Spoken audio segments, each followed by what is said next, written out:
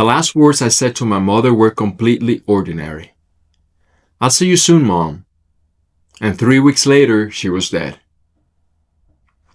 And those 3 words she whispered to me in her final moments, they changed everything I thought I knew about love, time, and what actually matters.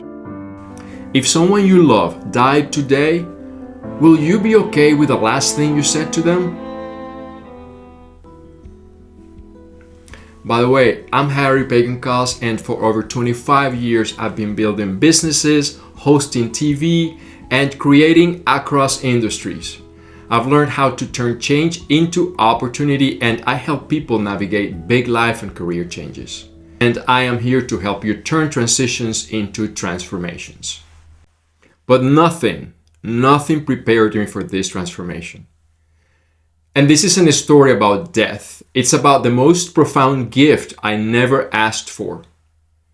And by the end of this video, something in you will shift too.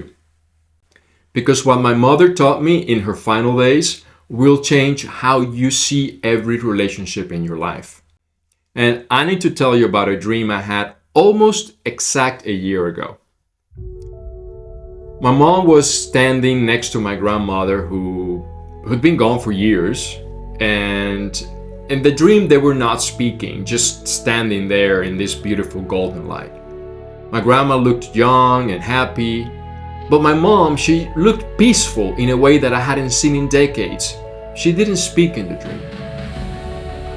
You know those dreams that feel less like your brain processing the day and more like something trying to tell you something you don't want to hear? And when I woke up, I just couldn't shake it, so I called my brother about visiting home. And he's like, "I was just thinking the same thing." So within days, all of us were planning to return.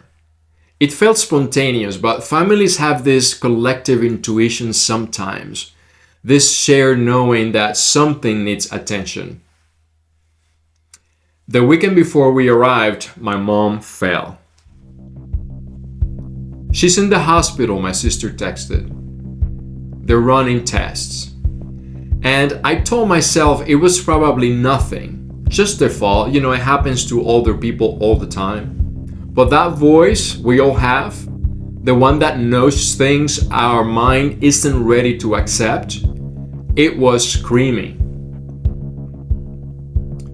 So when I walked into my sister's living room and saw her sitting in that recliner, my mom, everything just changed.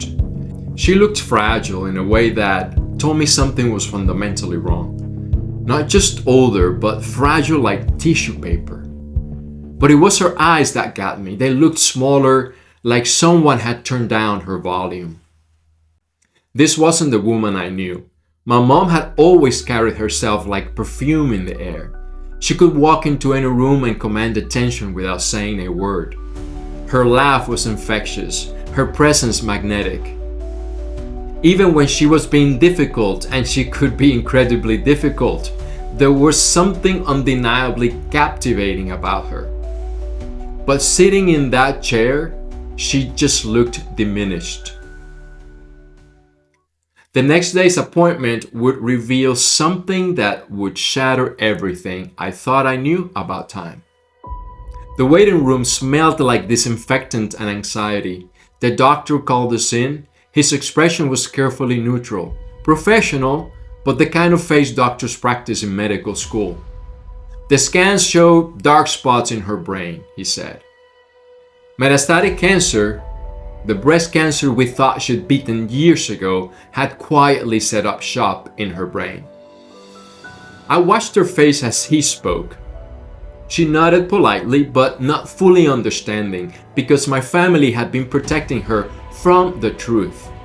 And I hated that, because here was this woman I loved, facing the biggest fight of her life, and she didn't even know she was fighting. And we do this, don't we? We think we're protecting people by hiding the truth, when really we're protecting ourselves from their pain. The doctor offered radiation treatment and other options, but looking at her, I just knew she looked too small, too breakable. This was the beginning of something I could not stop.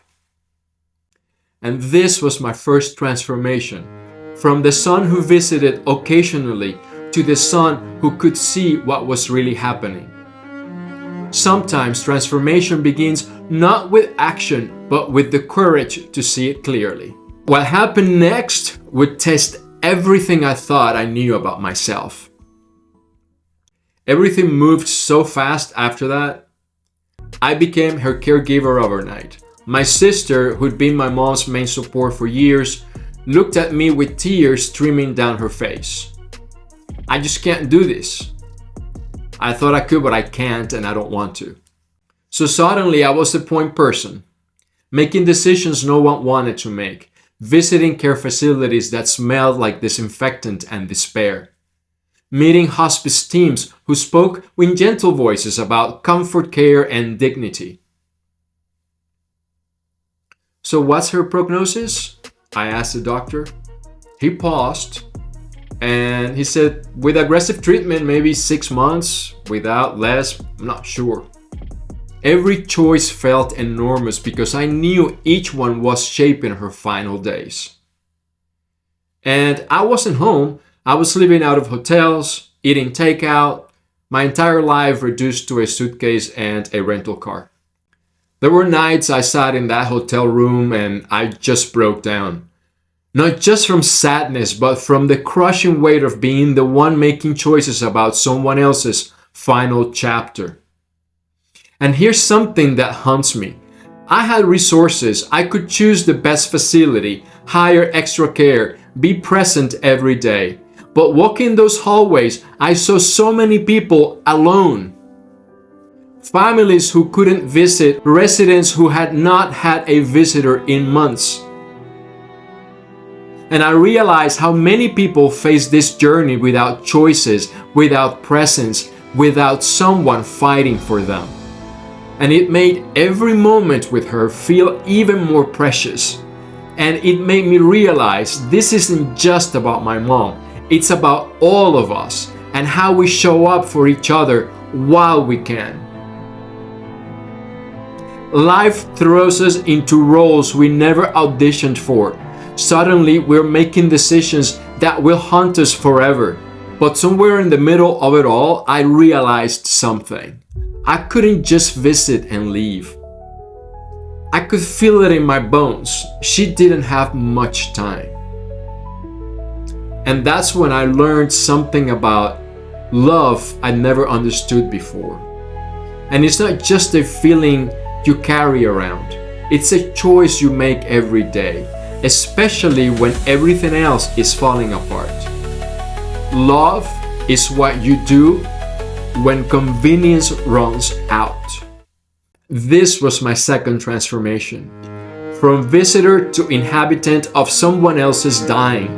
Real love isn't just showing up for the good times. It's staying present when everything else is falling apart. What I discovered about my mother and myself in those final weeks would change everything I thought I knew about who we really are. Our relationship had never been easy or simple. I remember being 7 years old and watching her get ready for work. She'd stand in front of her bedroom mirror, applying lipstick with the precision of an artist. When she'd turn and smile at me, I could smell her floral perfume, and she smelled like confidence. But after my dad died when he was 58, pretty young, something in her dimmed. She became more guarded, more likely to retreat behind walls when she was hurting. And that's the thing about complicated relationships with our parents. Love and frustration dancing together in this endless waltz. You see yourself in them in ways that both comfort and terrify you. I recognized my stubborn streak in her refusal to ask for help. I saw my tendency to keep people at distance when hurting. But I also saw fierce loyalty, protective instincts, the ways she could love someone so hard it almost hurt. The signs of her decline came so fast. She stopped remembering my siblings' names. Eating became a struggle. Her voice became barely a whisper. But then something I never expected happened. Something that still takes my breath away. Her walls came down. She became sweet in every way I'd never known her to be, sometimes even childlike. She smiled more, she let herself be held. The woman who had spent decades building armor suddenly had none left. It was like watching someone shed a heavy coat they've been wearing for years. One afternoon, I wheeled her up to the rooftop of her care facility. But when those doors opened to that Caribbean rooftop, everything changed. She rarely opened her eyes anymore, but when that sun touched her face, she lifted her head, opened her eyes, and smiled like she was seeing heaven itself.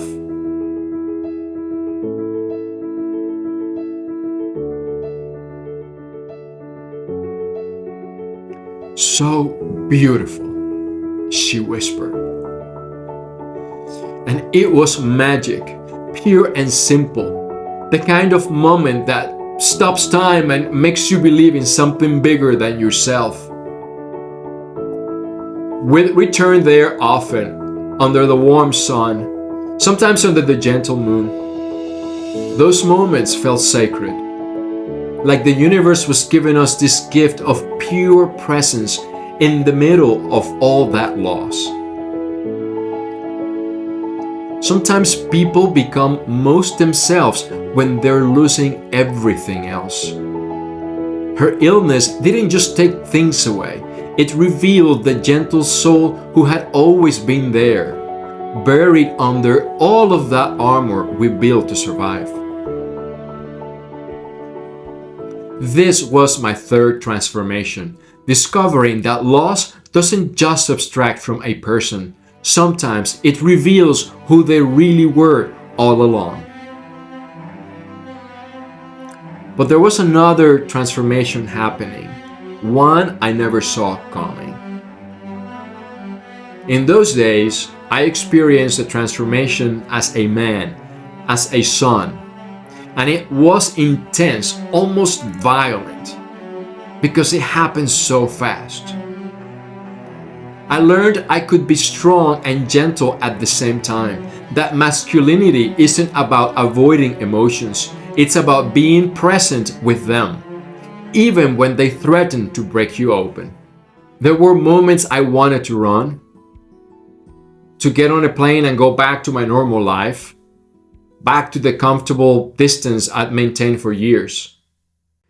One particularly hard day, I called my best friend. I said, "I just don't know if I could do this." "You can," he said simply, "because she needs you to." And I stayed, of course.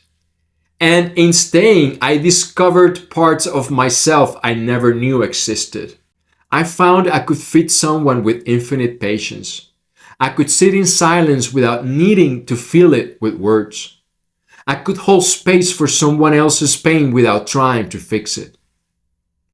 Think about someone in your life right now, someone you love who you haven't been fully present with.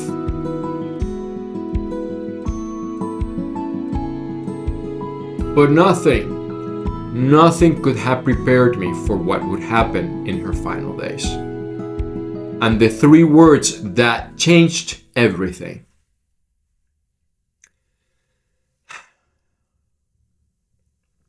In her final days, I was there every day.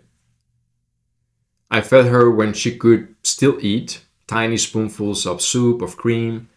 I sat with her when words became too much, just holding her hand. I wheeled her to that rooftop whenever she had the energy. Those rooftop visits became sacred. I'd position her chair so the sun hit her face just right. The sound of the wind, the smell of the sea, her small hand warm in mine. I'd call my siblings so they could FaceTime with her, but by then she didn't remember their voices. "And who's that?" she'd ask when my brother would say hi. And I knew those moments broke their hearts. Loving someone who can no longer recognize your voice. For me, these moments were sacred. I'd wrap my arm around her shoulders, watch her fix her hair with muscle memory, and I thanked her for everything. In those conversations, I wasn't just talking to the woman with dementia. I was talking to every version of her I'd ever known. The young woman who became a mother, the strong woman who raised us through impossible circumstances, the complicated woman who shaped me. "Thank you for always believing in me," I told her one afternoon. She squeezed my hand and said something I'll never forget. "I love you." 3 simple words, but they contained a lifetime of love, forgiveness, and acceptance. The day she died, I knew.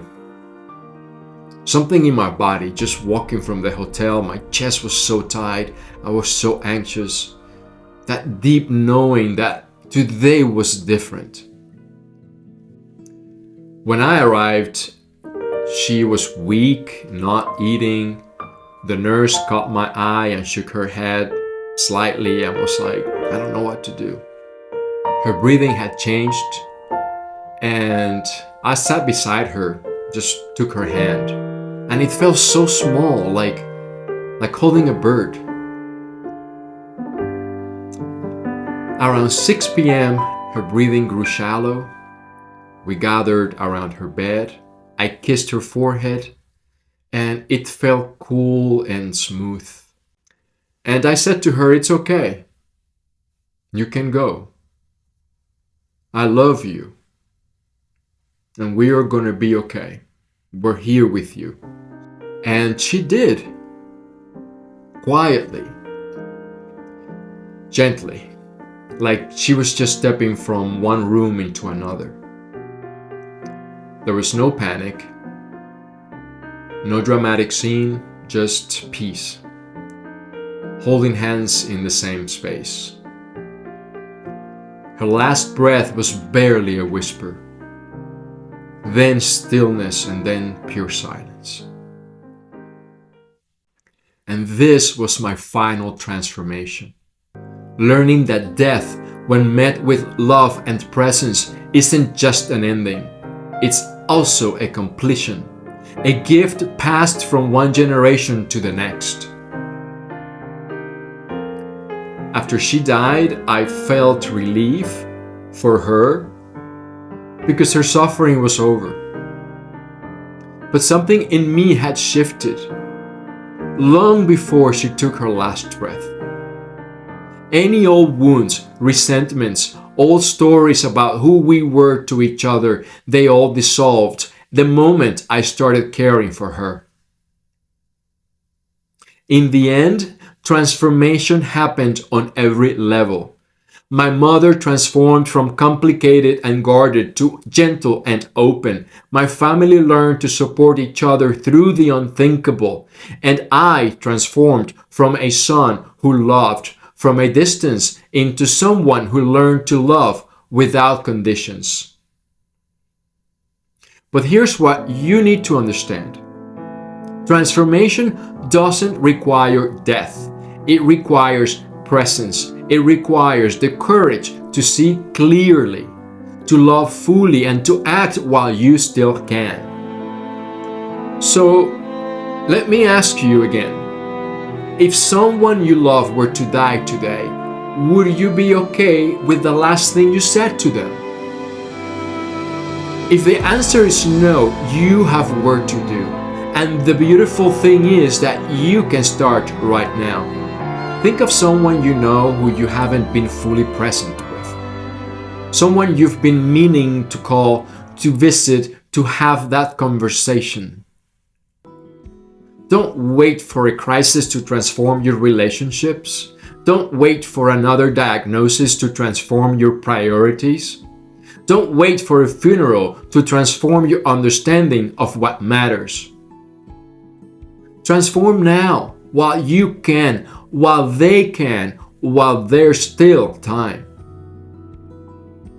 My mom's final gift wasn't just showing me how to die well.